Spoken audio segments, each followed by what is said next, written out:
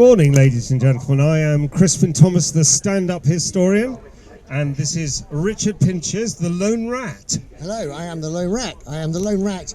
Just to explain why I'm the Lone Rat, I used to be a promenader by myself as a desert rat. My father was a desert rat, and this was the first show I came to as a promenader, wearing this KD outfit.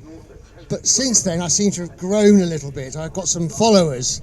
The Lone Rat is no longer alone, as they say. Yes, so we're here this morning to talk to you about the Battles of El Alamein, because there were two, and there was a goings-on in between, wasn't there, Richard? Exactly. So there's a famous Battle of El Alamein, which is the 23rd of October 1942, but some people don't realise that that wasn't actually the be-all and end-all of it. So going back a little bit in history, so we're in North Africa. Rommel is defeating us. In July 1942, we lost Tobruk. The Gazala line fell. So the Gazala line was a defensive line that General Auchinleck had positioned from just west of Tobruk, going down about 50, 60 miles. The Gazala line had defensive boxes, and it had a famous fort at the bottom called Bir Hakeim, which was where the Free French were holding out. Now Rommel blitzkrieg. Rommel was Hitler's famous and favoured general. He had a blitzkrieg technique. He punched through hard and strong, whereas the British army tended to go spread out their defences, and their attacks were too thin. So Rommel blitzkrieged, and also he was very good at underflanking. He went south many times around the British army, and this is basically how the Gazala line fell. Now, it was nicknamed the Gazala Gallop because the Commonwealth forces, Allied forces, were literally running away because they'd been routed by the 21st Panzer Division and the 15th Panzer Division. Now, they advanced so far, so quickly, that they actually got close to the Alamein line in July 1942. This is the first Battle of El Alamein. Now, what happened was, it started on the 1st of July.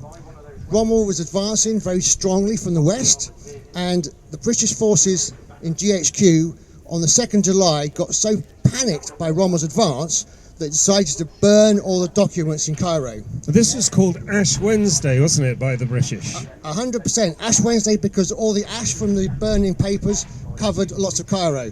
And there's also a joke that Rommel booked a room at the Shepherd's Hotel because he was expected to be there in a few days' time.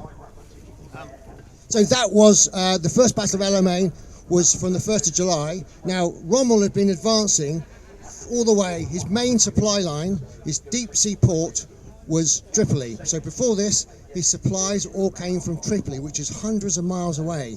Now, when he took Tobruk, he might have got some supplies into Tobruk, which is the only other deep sea port on the North African coast in the area we are talking about. But basically, Rommel ran out of steam. His Africa Corps and the Italians had been fighting for weeks, and they were just bent, and they were out of energy, out of supplies. So the Alamein line was as a defensive line that General Auchinleck had worked out. It's only 40 miles from the Mediterranean Sea to a salt marsh called the Qattara Depression. Now, the Qattara Depression is not navigable by machinery and armour and tanks. So this is the one instance where Rommel would not be able to do the south flank move. So it's a very well conceived position, and it was held, and as I said, Rommel ran out of steam.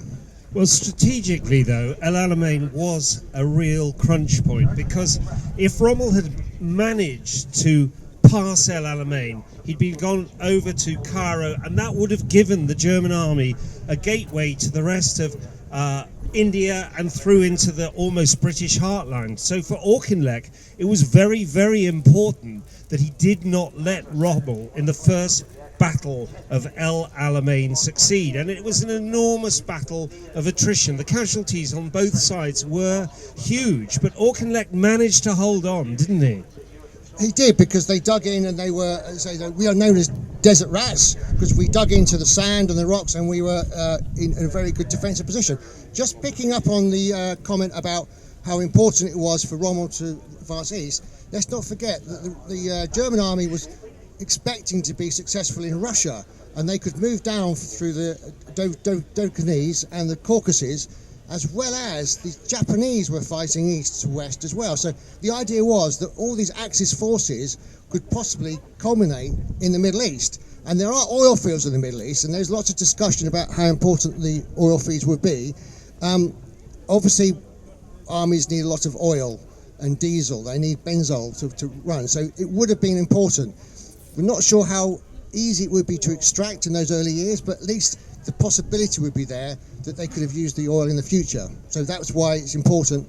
Not only the Suez Canal, we forgot to say that the Suez Canal is the easy access. 100 kilometres, isn't it? From 100 the Mediterranean. From Suez? I haven't swam it recently, I don't know. No, the Suez isn't 100 kilometres. Isn't El Alamein 100 kilometres from the Suez Canal?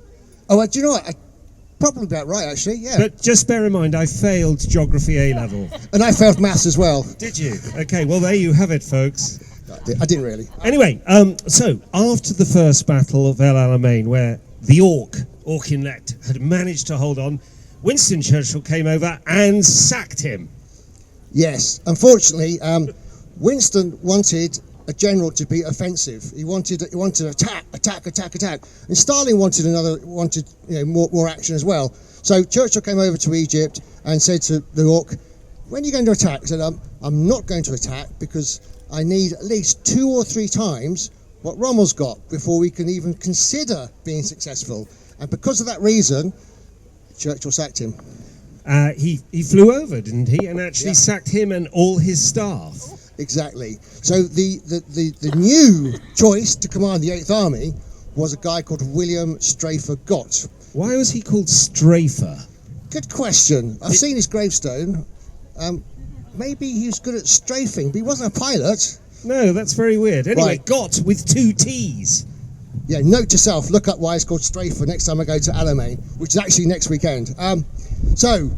Unfortunately, when Strafer Gott was flying from Phuket Airport to inspect his new troops, something rather bad happened. 4 Messerschmitts intercepted his plane, but interestingly, we think the Germans knew he was taking off, and that was because of an American, wasn't it? Yes, now unfortunately we had Operation Ultra, so we had a good knowledge of what the Germans were doing, but so did Rommel. Now, Bonnefellers was the American attaché in Cairo. Now, the Americans weren't actually fighting in North Africa at this stage, but they had a vested interest. So Bonnefellers, the office in Cairo was broken into by 2 Italian spies. They broke into his safe, they took his code book, they copied it, and they replaced it without him even knowing. So every time Bonnefellers sent a communication to Washington, it was intercepted by Germans, and Rommel had it firsthand. So we're fairly sure that the Germans knew when and where Strafer was actually taking off from. So Strafer Gott was the new commander of the 8th Army, and the 4 Messerschmitts shot him down. He was killed, and the 4 pilots of the Messerschmitts returned back to their Staffel, their Luftwaffe base, and the pilots were congratulated that they just killed the general of the 8th Army. And so the British had to find someone else to command the 8th Army. And who do we find? Drum roll, who's this going to be? Drum roll, who's who's it? Come on, we all know, don't we? Monty, yes. Bernard Law Montgomery. So he wasn't actually a veteran of North Africa, unlike Strafer Gott, who knew the campaign very well. He was brought in, and my father always said that his knees were white, which meant that he had no experience in North Africa.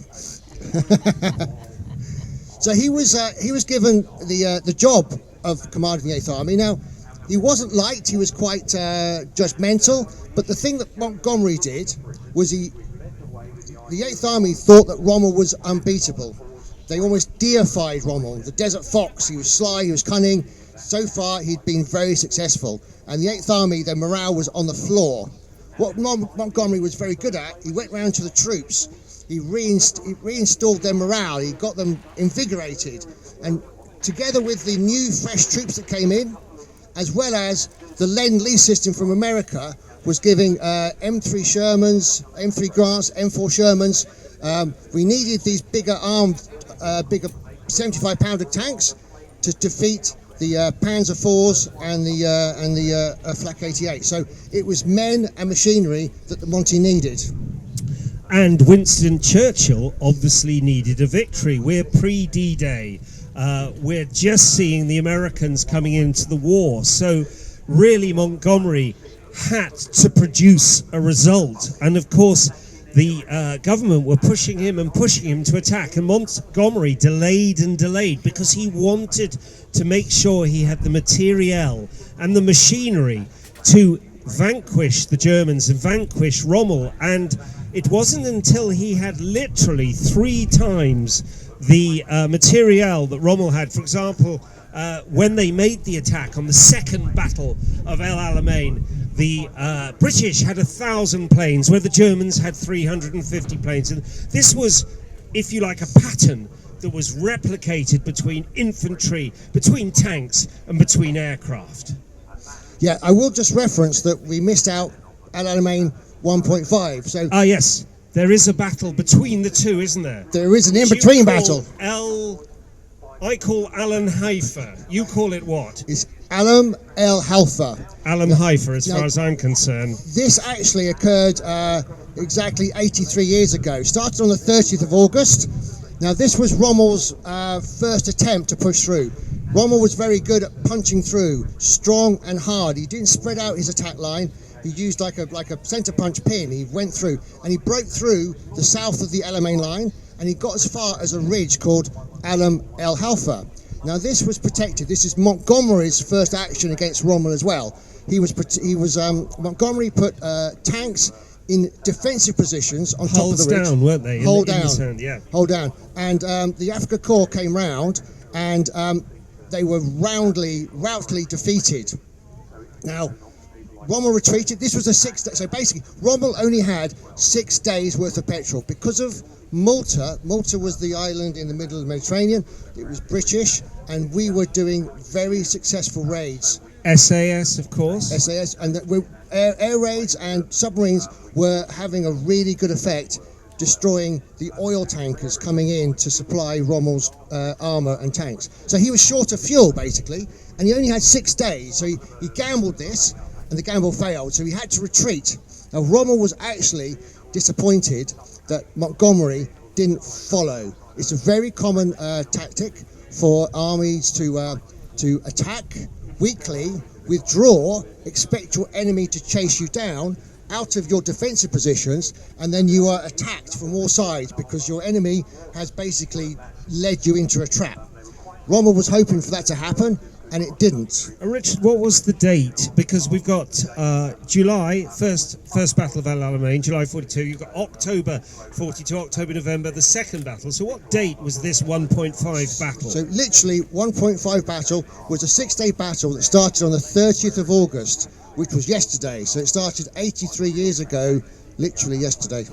Fantastic. So let's just talk about the second battle. It had a code word, didn't it? So the second battle, Montgomery expected it to last 12 days. Now, there's lots of work going on here. First of all, yesterday we talked about special services. The special services, the SAS, the LRDG, were disrupting the Axis fuel lines. They were doing road watch. They were counting the supplies and armour moving towards Alamein. So there's lots of work done behind the scenes before El Alamein. Now, El Alamein started with, on the 23rd, I think at 9:30 p.m, on the 23rd of October, a barrage, and this is quite incredible, 900 artillery pieces had a barrage into the Axis lines for 5 hours. Now, each gun fired 600 rounds. That is over 500,000 shells. Can you imagine that? 5 hours. Just think about it for a second. 500,000 shells landing on you. That's going to do something to the morale of the Axis. Yeah, and I think you've got to understand that at this particular time, if you like, El Alamein 1.5 has happened, the Germans were being undermined heavily by the SAS at that time, attacking airfields, and their supply line, which was watched by the Long Range Desert Group, and their communications, their supply lines and everything were very weak. So Rommel was really suffering at this time And in the face of a massive onslaught from Montgomery, it really was rather like Normandy, where 134,000 men on D-Day went in against 2,000 Germans. It was going to be a slam dunk, this battle. Take us on with it. So I must reference a very clever thing that happened again in the build-up to El Alamein. There was an operation called Operation Bertram. Great name. Now this was partly instigated by our spy master Dudley Clark. There was a campaign to make the Axis believe that we were going to attack from the south in the Alamein line. This involved putting fake lorries, fake radio traffic. There was people tasked with just driving around, and they started building a pipeline. This is quite a clever one. Started building a pipeline from the north to the south using old oil drums, make them look like they were building a pipeline, but they were doing it deliberately slowly, so they thought that they wouldn't be ready in time.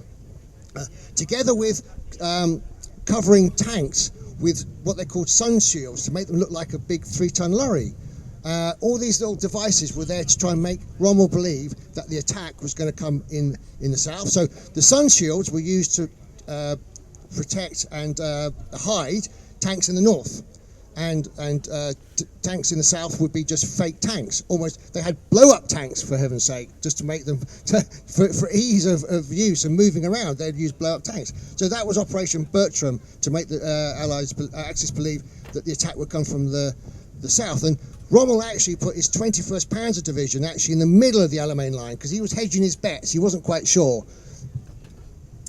And then he began to run out of fuel. Well, by this time he'd refueled a bit, unfortunately. Oh, really? But what happened as well on the 23rd of October is, okay, first of all, Bonifella's code book had been replaced, so we kind of guessed that was a problem. So Rommel was no longer getting our information from the American attaché, but we also, because of Operation Ultra, we knew that Rommel was back home with jaundice of the liver. He was ill. So Montgomery chose the 23rd of October. It was a full moon. It was a cloudless sky. It was perfect for attack. So after this barrage of 500,000 shells, the sappers went through. It was called the Devil's Garden. So both sides had 2-mile deep minefields. Can you imagine that? So at night, the sappers went through, clearing lanes, and they used white tape about 20 yards wide, trying to clear mines so that the armour could move forward. And the first operation was called Operation Lightfoot, because of the irony of walking through minefields. Exactly, and Rommel wasn't there. He was in hospital. Or he only took 2 days to recover, didn't he? He was that kind of guy. Well, what happened after the initial barrage and the initial kickoff, he was sent back immediately, and he actually got back to the Alamein line on the 26th of October. So this man, if he'd survived the war, and Rommel was implicated in the von Stauffenberg plot and eventually had to commit suicide at Hitler's behest. But if you think this poor general on the D-Day, the invasion of Normandy, he was in Paris, seeing Hitler and buying shoes for his wife's birthday, and then he steps forward, and the Battle of El Alamein, he's actually not there in the main attack as well. So I really think for all the great achievements, he would have looked back and found that quite strange, I should think. Exactly, yeah. Great little rabbit hole, by the way. What? Egypt to D-Day. Yeah, well, you know, we can segue around. Right, so Rommel came back, but before Rommel came back, the general that was in charge was General Stumer, and on the first day of the campaign, he went to inspect the front line, and evidently he was so shocked by the German position that he had a heart attack and died. Poor bloke. It's not going well for the Germans, is it? No, for the first time. Yay. So Operation Lightfoot went very slowly, actually. It took a long time for the sappers to clear the way through, but eventually the New Zealanders and the Highlanders moved through, and they attacked in the north, because we were trying to make them believe that we were going to attack from the south. So it was slow progress. Now, Montgomery planned out the campaign. It said it would take 11 days, and there was a thing called the crumbling, which was the stalemate in the middle, basically, because the resistance was quite heavy. After about 4 or 5 days, the Free French and the 9th Australian Division attacked from the south, and they went through. They started at a place called the Kaponga Box, and they started to attack from the other side. So the poor Axis is being pinched from the north and from the south, which went actually slightly better. But the actual push through came through on the third, so Supercharge. The second part of the Battle of El Alamein was called Operation Supercharge, and that happened from the middle. So we went through. There's a track called the Raman track that goes up to Sidi Rahman, and that was a punch through in the middle. And eventually they were routed. But before they were routed, Hitler had sent a message to Rommel saying, do you remember what he said? He asked them all to either do not retreat or just die, to every last man. I'll try and paraphrase Hitler. Something like, Germany expects every soldier to do his best. We have come across worse adversaries and we've been in worse positions than this before. We expect every soldier to do his bit and to fight to the last. Basically, he wanted them all to fight to the death. Now, Rommel, being a professional soldier, he quite liked his soldiers. He didn't want to kill them needlessly. He kind of compromised. Do you remember what the compromise was? I certainly don't. Good for you. He feigned, did he not feign a last stand and then ran out of the desert? Well, basically what he did, he saved his Africa Corps and he took all the troops away in lorries, but he left the poor Italians to fight. Yes, he left the Italians to do the England expects every man to do his duty. But in this case, it was not Germans, it was Italians. Yes, and they put up a very good fight. The Pavia, the Trieste, the Folgori, the Bersaglieri, some of them were, there's a joke that the Italians were rubbish soldiers, and some of the conscripts probably were, but they had, some of the Africa Corps actually had a respect for some of the professional elements of the Italian army. Well, they did have their own version of the LRDG, didn't they? What were they called? Auto-Saharan. Yeah. Indeed, and so did the Germans had their own special forces called Sonderkommando Dora. Talking about commandos, just before the Battle of El Alamein, on the 12th of October 1942, Hitler sent out a verbal, not written, a verbal command to all commanders called the Commando Befehl, which is called the Commando Command. Basically, because of an operation on Sark by Appleyard and Anders Lassen from the SBS, the SRS raiding force attacked the island of Sark and killed some soldiers. Allegedly, they were shot whilst tied up. Hitler thought, I'm having none of this. Any commando that's captured is to be executed immediately. Well, this was an order that he'd come up with specifically also for the SAS. So if you were captured in France latterly from this order, any SAS troop was immediately shot as a spy. Indeed, so that was quite terrifying. If you're a commando, you know that you're going to die. But what it also meant was that you would fight to the end. You knew that if you were captured, there was zero chance of being taken prisoner. You were actually made more resilient, and you made double hard bastard, if I may use that expression. Yes, you may. Thank you. Richard, we're running out of time. Well, thank you very much. I'd just like to reference El Alamein. I'm actually going to El Alamein next weekend, and I do battlefield tours to El Alamein. So I've got leaflets here. I've been there several times. My sister's over there. Our father was there. We do it for him. If any of you got relations, I can see my lady over there. She's got relations. She might come and follow in the footsteps of those that were there. Well, lastly, ladies and gentlemen, I'd like to leave you with a quote from Mr. Churchill, which I'm going to try and impersonate now. He said, "Before Alamein, we never had a victory, but after Alamein, we never had a defeat." Thank you very much. Thank you.